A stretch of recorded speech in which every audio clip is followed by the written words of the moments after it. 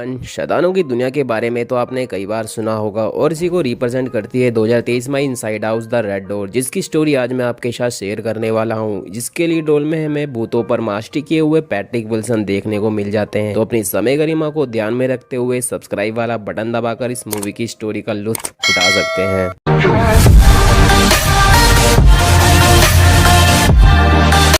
Film की story शुरू होती है एक फन्नल के साथ, जहां पर जोश लैम्बर्ट का पूरा परिवार दिखाया जाता है। असल में वो फन्नल जोश की मां का होता है, जो अब मर चुकी है। फन्नल के बाद जोश की वाइफ, जिसका नाम रेनाई है, वो जोश को उनके बेटे यानी डॉल्टन को अगले हफ्ते कॉलेज छोड़ने के लिए कहती है, जिसे सुनकर जोश मना कर देता है क्योंकि डॉल्टन अपने पिता जोश से नाराज होता है। लेकिन काफी सोचने के बाद जोश मान जाता है और कार में बैठकर डॉल्टन को मैसेज करता है, जिससे डॉल्टन भी मान जाता है। इसी बीच हमें कार के पिछले शीशे से धीरे धीरे किसी के आने की परछाई दिखाई देती है और वो कौन है ये आपको आगे स्टोरी में पता चल जाएगा। नेक्स्ट सीन में हम देखते हैं जोश डॉल्टन को अपनी कार में कॉलेज छोड़ने जाता है, जहाँ पर एक लड़का उन्हें एक नाइट पार्टी की पैम्पलेट देता है, जिसे डॉल्टन नहीं लेता। लेकिन जोश उस पैम्पलेट को ले लेता है और रूम में जाकर डॉल्टन को पैम्पलेट देकर पार्टी में जाने के लिए कहता है, जिससे डॉल्टन चिढ़ जाता है, जिससे दोनों बाप बेटों में जोरदार बहस हो जाती है। जहाँ हमें पता चलता है कि जोश का नाइट से डिवोर्स हो चुका है, क्योंकि जोश को कुछ विजुअल दिखाई देते हैं जिससे वो अपनी फैमिली को टाइम नहीं दे पाता था। बहस करने के बाद जोश रोते रोते वहां से चला जाता है, क्योंकि डॉल्टन बहस के दौरान कई ऐसी बातें बोलता है जिसे सुनकर जोश बहुत दुखी होता है। दूसरी तरफ डॉल्टन नहाकर अपने रूम में जाता है, जहां पर उसे अपने रूम में एक लड़की हूटर की मदद से पियानो बजाती हुई दिखाई देती है, जिसका नाम क्रिस विंसलो है, जो हाउसिंग की गलती से एक दिन के लिए डॉल्टन की रूममेट बन जाती है। डॉल्टन भी वो पियानो बजाता है, जहाँ पर वो दोनों आपस में अच्छे दोस्त बन जाते हैं। जहाँ पर हमें पता चलता है डॉल्टन एक स्केच आर्टिस्ट है और क्रिस एक म्यूजिशियन है। वो एक लिबरल आर्ट स्कूल में है, जहाँ पर तरह तरह की कलाएं सिखाई जाती हैं। दोनों बात करते हुए अपने बारे में अजीब बातें बताते हैं। क्रिस कहती है कि मैं संडे के दिन अजीब कपड़े पहनकर टपोरी लैंग्वेज में खाना ऑर्डर करती हूँ। इसे सुनकर डॉल्टन कहता है कि ये तो सच में अजीब है। फिर डॉल्टन बताता है कि उसे 10 साल की उम्र में वायरल मेनिंजाइटिस हुआ था, जिसकी वजह से वो 1 साल कोमा में था और इसके बाद से वो दोनों अपने अपने बेड पर सो जाते हैं। जहाँ पर डॉल्टन कहता है कि कोमा के बाद से ही मुझे अंधेरे से डर लगता है और वो एक छोटा सा लाइट जला लेता है जो वो घर से लाया होता है। इसके बाद हम देखते हैं कि सुबह डॉल्टन अपनी क्लास में जाता है, जहाँ पर प्रोफेसर आर मेगन सब स्टूडेंट को अपनी ड्राइंग के बगल में खड़ा होने के लिए कहती है। प्रोफेसर आर मेगन का बिहेवियर थोड़ा सा रूड होता है और वो एक स्टूडेंट को अपनी ड्राइंग फाड़ने के लिए कहती है, लेकिन वो स्टूडेंट ऐसा नहीं करता, जिससे प्रोफेसर उसे क्लास से बाहर निकाल देती है। लेकिन जब प्रोफेसर लेक्चर दे रही होती है तो डॉल्टन अपनी ड्राइंग को फाड़ देता है, जिससे देखकर प्रोफेसर काफी खुश होती है और सभी स्टूडेंट को अपनी दिल की गहराई से जो ड्राइंग निकले उस ड्राइंग को बनाने के लिए कहती है। और इसके बाद डॉल्टन एक दरवाजे की ड्राइंग बनाता है, जिसे बनाते वक्त अचानक से किसी डरावनी चीज का हाथ डॉल्टन के हाथ के ऊपर आ जाता है, जिससे उसके हाथ से काफी खून बहने लगता है और ड्राइंग में जो दरवाजा है वो पूरी तरह से डॉल्टन के खून से लाल हो जाता है। और उसी वक्त डॉल्टन को लाल दरवाजे की विजुअल दिखाई देते हैं, जिससे देखकर वो काफी डर जाता है। दूसरी तरफ जोश भी अपना चेकअप कराने डॉक्टर के पास गया होता है, जो उसे स्कैनिंग मशीन में डालता है और एक कॉल बॉल देता है, जिससे वो बाहर आने के लिए डॉक्टर को बुला सकता है। लेकिन जब जोश का स्कैन हो रहा होता है तो मशीन अचानक से बंद हो जाती है और पूरी लैब में अंधेरा छा जाता है। तभी जो उसके कानों में एक आवाज आती है, कोई तुम्हारे साथ है, जिसे सुनकर जोश बाहर आने के लिए कॉल बॉल दबाता है, लेकिन डॉक्टर उसे बाहर नहीं निकालता। जोश को महसूस होता है कि कोई इसके साथ है। वो अपनी गर्दन उठाकर देखता है तो सामने से एक आत्मा डरावना चेहरा लिए हुए घुटनों और पंजों के बल उसकी तरफ तेजी से आती हुई दिखती है, जिसे देखकर वो बहुत घबरा जाता है, जिसके तुरंत बाद डॉक्टर उसे बाहर निकालता है। जोश बहुत डरा हुआ होता है और चीखता हुआ डॉक्टर से कहता है कि ये सारी लाइट बंद क्यों हो गई थी, मैं अंदर फंस गया था। डॉक्टर कहता है कि ऐसा कुछ नहीं हुआ, तुम 15 मिनट से अंदर सो रहे थे, जिसे सुनकर वो चौंक जाता है। स्कैनिंग के बाद डॉक्टर बताता है कि तुम्हें कोई बीमारी नहीं है, बस तुम्हें थोड़ा सा स्ट्रेस है और किसी ग्रीफ काउंसलर से मिलने की सलाह देता है। डॉल्टन उस दरवाजे की ड्राइंग को अपने रूम में लेकर आता है और उसे अपने रूम की दीवार पर चिपका देता है। डॉल्टन उस ड्राइंग को देख ही रहा होता है कि अचानक से उसकी नजर बिस्तर पर पड़ती है। बिस्तर पर एक खून से सने पंजे का निशान दिखाई देता है, जिसे वो साफ कर ही रहा होता है कि अचानक से चद्दर ओढ़े कोई आकर उस पर अटैक कर देती है। तभी वहाँ पर क्रिस आ जाती है, जो बताती है कि वो दूसरे रूम में शिफ्ट हो रही है, जो कि उसके जस्ट ऊपर का है। और इसी बीच उसे वो पॉम्पलेट दिखाई देती है जो डॉल्टन के फादर ने दी थी और उसे देखकर क्रिस डॉल्टन को पार्टी में चलने के लिए कहती है, जिससे डॉल्टन भी मान जाता है। और इसके बाद वो दोनों में पार्टी में दिखाई देते हैं, जहाँ पर एक डायपर पहने निक नाम का बंदा पार्टी में मजे करने को लेकर लेक्चर देता है। जिसके बाद डॉल्टन और क्रिस एक रूम में चले जाते हैं, जो कि निक का होता है और वहाँ पर क्रिस को खुजली वाली क्रीम मिलती है, जो वो निक की टॉयलेट सीट पर लगाने के लिए चली जाती है। डॉल्टन को बाथरूम में किसी की उल्टी करने की आवाज आती है। वो जाकर देखता है तो उसे एक भयानक सी शक्ल का लड़का उसकी तरफ आता हुआ दिखाई देता है, जो उसे बार बार कहता है कि उसे रोक दो,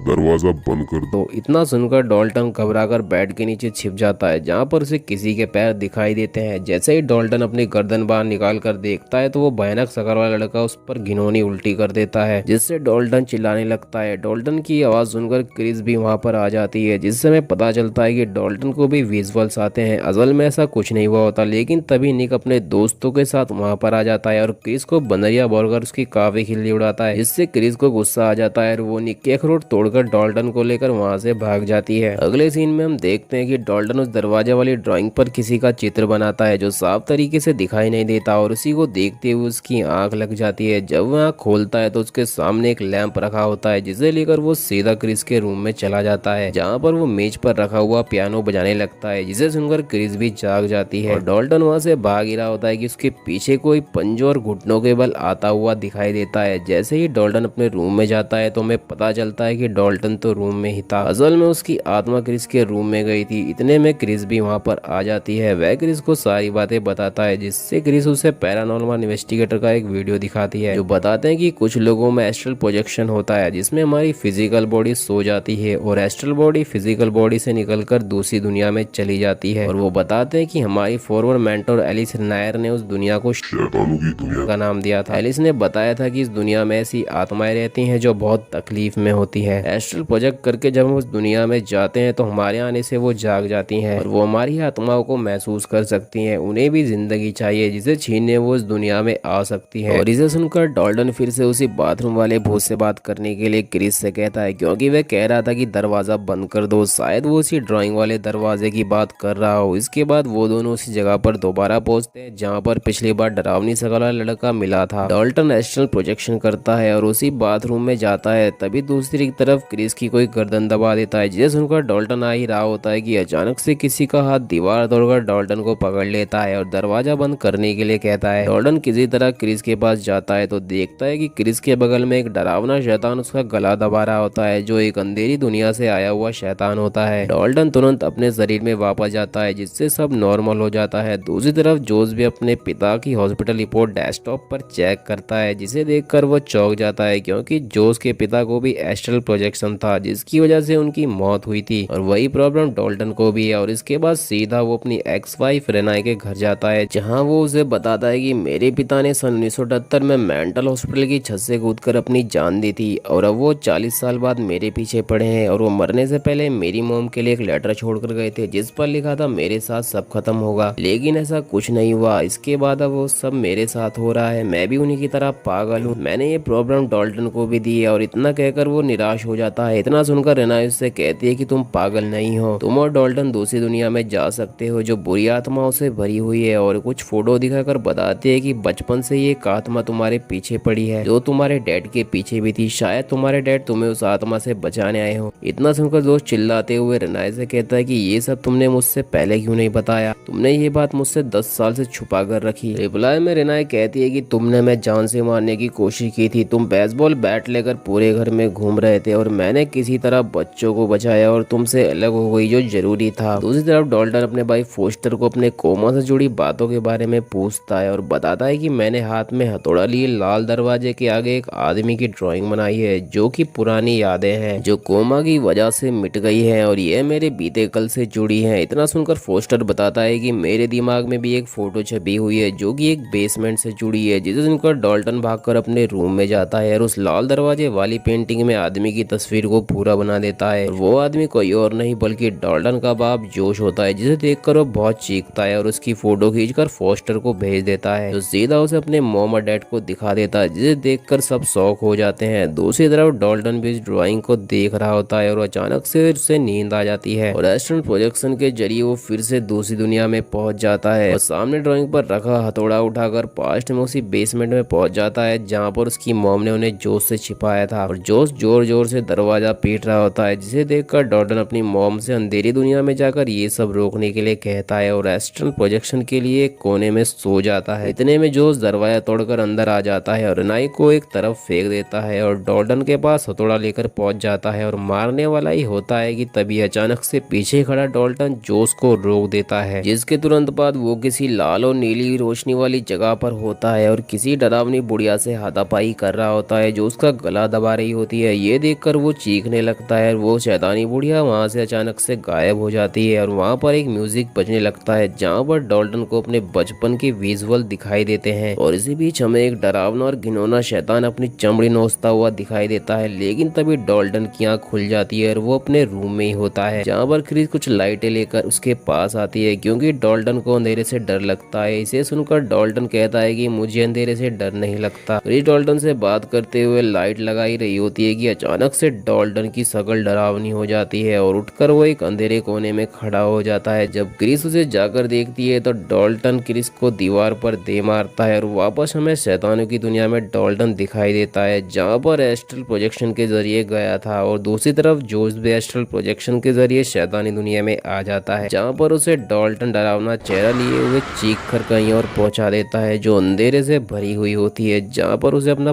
पास्ट दिखाई देता है और उस जगह पर डॉल्टन की आत्मा के पैर में किसी ने चेन बांधी होती है जिसे जोश हथौड़े की मदद से तोड़ देता है। लेकिन डॉल्टन अपने पिता से कहता है कि आप मुझे मारना चाहते हो, मैं आपके साथ नहीं आऊंगा। जोश उससे कहता है कि वो मैं नहीं था, उन्होंने मुझे वश में कर लिया था और अब तुम्हें कर लिया है। दूसरी तरफ डॉल्टन बेहोश हो जाता है जिसे क्रिस बेड पर लेटाती है, लेकिन जब लाइट प्लग लगाने के लिए बेड के नीचे जाती है तो उसे एक डरावना शैतान दिखाई देता है जो बेड से निकलकर उसके पीछे आता है। देखते ही देखते रूम के हर कोने से बहुत सारे शैतान पंजों और घुटनों के बल घिसड़ते हुए उन दोनों के ऊपर अटैक कर देते हैं। दूसरी तरफ जोश और डॉल्टन के पीछे एक बुड्ढे की डरावनी आत्मा उनके पीछे आती रहती है। जोश बाहर निकलते ही तुरंत उस लाल दरवाजे को बंद कर देता है और दरवाजा बंद रखने के लिए अपनी मदद के लिए डॉल्टन से कहता है, लेकिन डॉल्टन वहां से भाग जाता है। जोश उस लाल दरवाजे के बाहर ही बैठा होता है जिससे देखते ही देखते उसकी फिजिकल बॉडी अनकॉन्शियस हो जाती है। लेकिन तभी जोश को उस लाल दरवाजे पर पेंट की बूंदें गिरती हुई दिखाई देती हैं, जिससे जोश समझ जाता है कि डॉल्टन दरवाजे को पेंट की मदद से हमेशा के लिए बंद कर रहा है। लेकिन तभी दरवाजा तोड़कर उस शैतान का हाथ जोश को पकड़ने की कोशिश करता है, लेकिन जोश किसी तरह से बच जाता है और इतने में डॉल्टन उस लाल दरवाजे को पूरा पेंट करके उसे हमेशा के लिए बंद कर देता है और शैतान अंदर चीखता हुआ वहीं पर कैद हो जाता है। और उसके बाद जोश को अपने पिता उस अंधेरी रोशनी में दिखाई देते हैं जो असल में उसकी मदद कर रहे थे। इसके बाद जोश को होश आ जाता है जहाँ पर सब कुछ ठीक हो गया होता है और डॉल्टन और क्रिस भी सेव होते हैं। बाहर निकलते ही जोश जब अपनी गाड़ी में बैठ रहा होता है तो उसे वो आत्मा मिलती है जिसके बारे में आपको मैंने पहले बताया था, जो असल में एलिस की आत्मा है जो कहती है कि तुम्हारा आने वाला कल शानदार होगा, पर कहीं भटक मत जाना जोश। और इसी के साथ inside out the red door की कहानी समाप्त होती है। आपको इसकी स्टोरी कैसी लगी है मैं नहीं पूछूंगा, पर अपनी राय आप कमेंट में दे सकते हैं और वीडियो को लाइक और चैनल को सब्सक्राइब भी कर सकते हैं। तो मिलता हूँ आपसे नेक्स्ट वीडियो में, तब तक के लिए